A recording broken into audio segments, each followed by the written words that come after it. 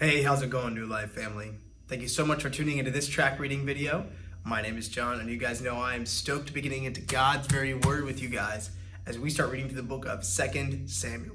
Now, 2 Samuel starts where 1 Samuel first left off, which is David is now finally king, and we open up this book reading the accomplishments of this king who many believe to be the best king that ever reigned in Israel.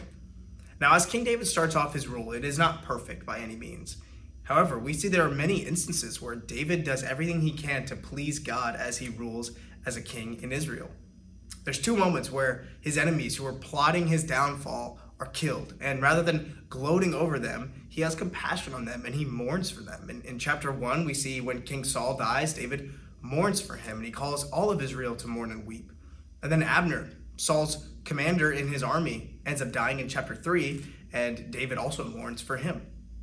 We also see that David makes Jerusalem the capital city of Israel, and in chapter 6, he brings the presence of God into this capital city, effectively making God's presence the center of the nation of Israel.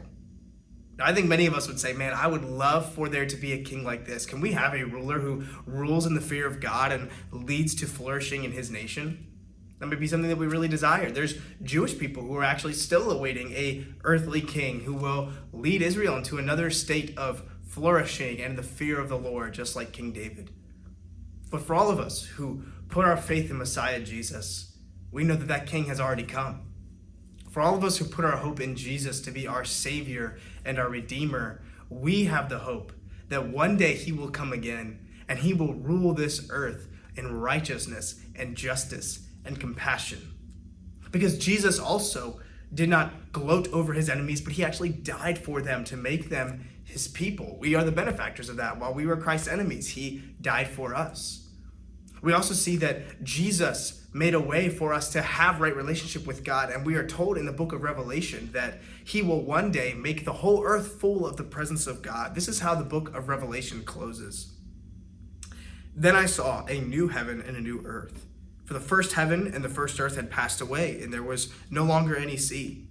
I saw the holy city, the new Jerusalem, coming down out of heaven from God, made ready as a bride adorned for her husband.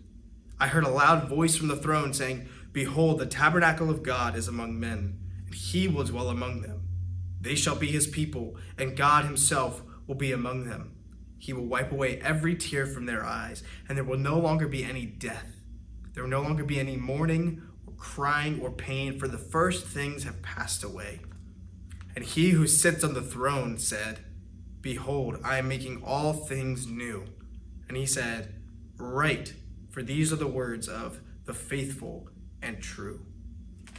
Guys, we are having this eternal hope that one day the King of the universe will take his rightful throne, and he will be even better than David, though he is from the line of David. He will reign on the earth, not just like earthly kings do in pride and in selfishness, but he will come humbly and righteously. He will rule the nations with an iron fist, but he will do it with true righteousness and true compassion and true goodness, because that's just who our king is. And so for as many of us who have this hope, let's hold on to this. As the world might be bleak, we might not have the leaders in this world that we want to have, but there is a king who is coming.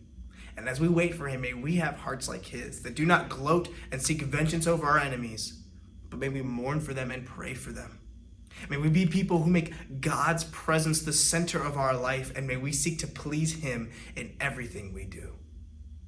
Thank you guys so much for tuning into this track reading video. I pray that you were blessed by it, and I can't wait to catch you guys next time.